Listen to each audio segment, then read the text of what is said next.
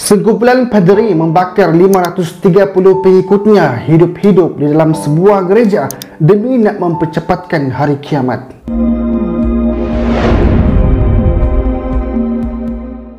Assalamualaikum warahmatullahi wabarakatuh. Bagi yang belum subscribe, saya Hashim. Bagi yang dah subscribe, terima kasih. Sahabat semua, apa khabar? Semoga sihat selalu dan diberikan kebaikan di dunia dan juga di akhirat. Hari ini saya nak share mengenai satu kejadian yang agak malang dan juga luar biasa disebabkan oleh keterlaluan dan pelampau pemimpin agama sesebuah gereja. Sahabat semua, agama adalah menyuruh kita untuk berbuat baik, memimpin kita jadi manusia yang berakhlak dan hidup dalam aman damai. Apapun agama tetap akan menyuruh jadi baik dan menjauhkan daripada perkara-perkara yang jahat. Cuma berbeza daripada segi kepercayaan kewujudan dan keadaan Tuhan itu sendiri.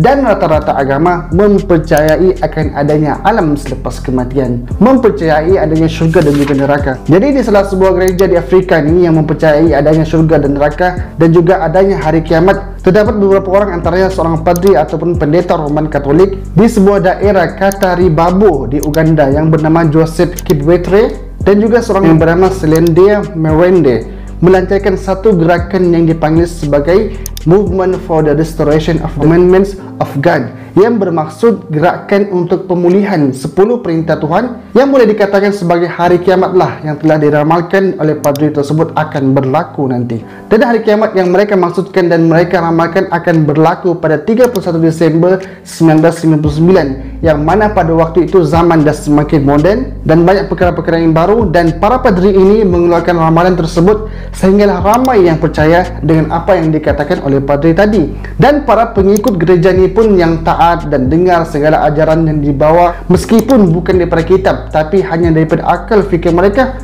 ikut. Dan para pengikut ini tidak boleh banyak bertanya dan berkomunikasi mengenai hal akhirat, kerana itu urusan para padri. Dan para pengikutnya juga hanya dinasihatkan untuk taat dan ikut sahaja. Jadi para pengikut ini hanya ikut sahaja apa yang dikatakan oleh padri itu, sehinggalah para padri ini menyuruh untuk para pengikutnya untuk memberikan harta mereka, sama ada daripada segi duit, perhiasan, tanah dan sebagainya, kerana kiamat dan akhir zaman akan tiba tidak lama lagi. Jadi bagi boleh menghadapi akhir zaman dan hari kiamat, mereka kena beramal dan menghabiskan harta mereka untuk diberikan kepada padri dan kepada gereja. Di samping itu juga mereka wajib mematuhi kepada 10 perintah Tuhan untuk selamat daripada akhir zaman. Antara perintah 10 itu adalah tidak boleh membuat seks, kena berpuasa Isnin dan Jumaat, taat dan tidak boleh sebarkan fitnah dan macam-macam lagi. Hari semakin berlalu sehinggalah tiba pada tahun 2000. Tetapi kiamat dan akhir zaman yang dijanjikan belum lagi berlaku. Dan para pengikut ini tidak boleh bertanya ataupun membantah.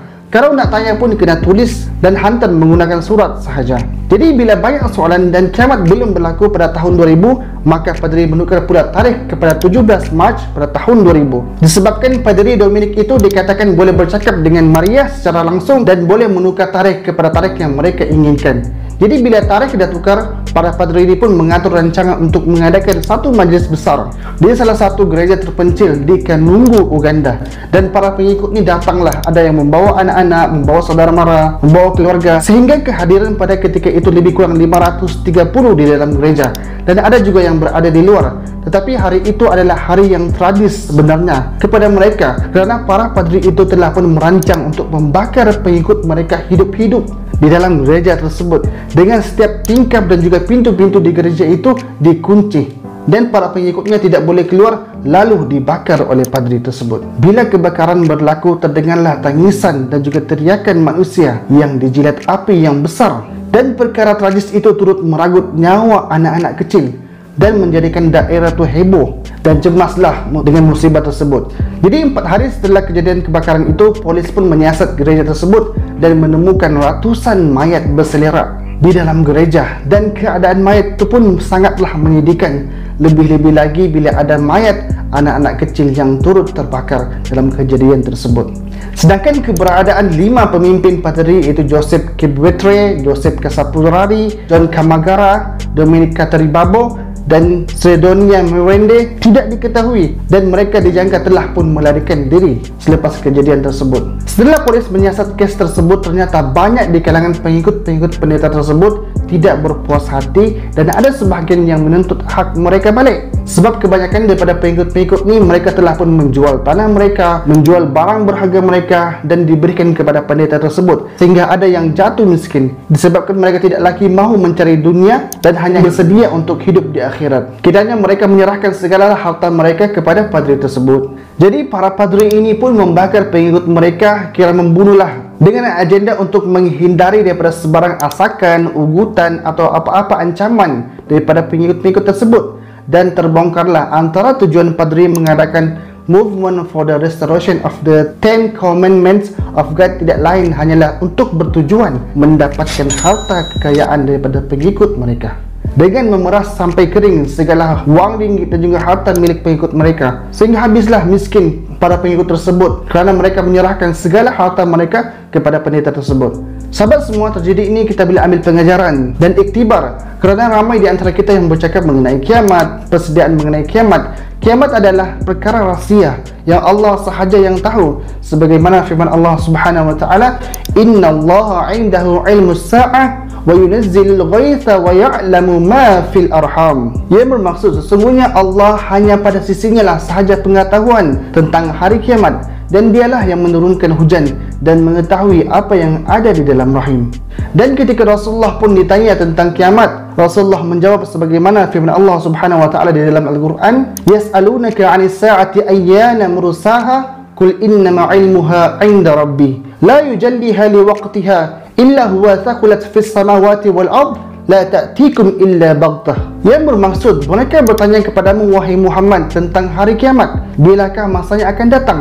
Katakanlah kepada mereka, sesungguhnya pengetahuan mengenainya hanyalah ada di sisi Tuhanku. Tidak ada siapapun yang dapat menerangkan kedatangannya pada waktunya melainkan Dia, yaitu Allah. Hari kiamat itu amatlah berat, menggurungkan makhluk-makhluk yang ada di langit dan juga di bumi. Ia tidak datang kepada kamu melainkan secara mengejut. Allahu Akbar. Jadi bagi sesiapa yang meramal kiamat akan berlaku pada tahun sekian-sekian, apa yang mereka katakan itu tidaklah lain melainkan hanya mengikut akal fikir mereka yang lemah. Dan sebenarnya manusia ini terbatas untuk berfikir dan melakukan perkara yang bukan dalam pengetahuan mereka, kerana manusia adalah lemah. Jadi sahabat semua, daripada tragedi tersebut yang menyayat hati itu, kita boleh ambil iktibar untuk tidak hanya mengikut membuta tuli kepada sesebuah ajaran yang tidak berpandukan kepada Al-Quran dan Sunnah. Bahkan tidak boleh bertanya mengenai sesebuah perkara, tidak boleh mempersoalkan, dan sampai ada yang mengaku boleh bercakap terus dengan Tuhan, malaikat ataupun sebagainya. Nasihat kepada diri saya sendiri dan kepada sahabat semua untuk sama-sama kita berhati-hati kepada mereka yang hanya mementingkan keuntungan diri dan memusnahkan kehidupan orang lain.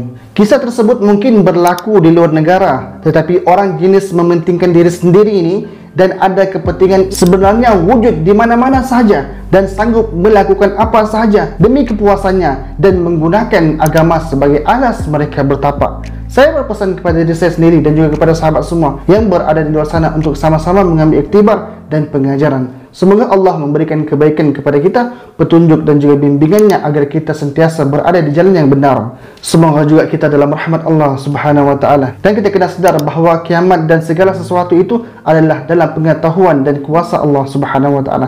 Kita adalah manusia yang lemah, hanya Allah lah yang berkuasa. La haula wala quwata illa billahil aliyyil azim. Tidak ada daya dan upaya dan kekuatan melainkan hanya Allah Subhanahu wa taala sahaja. Jadi cukup sekadar itu saja. Assalamualaikum warahmatullahi wabarakatuh.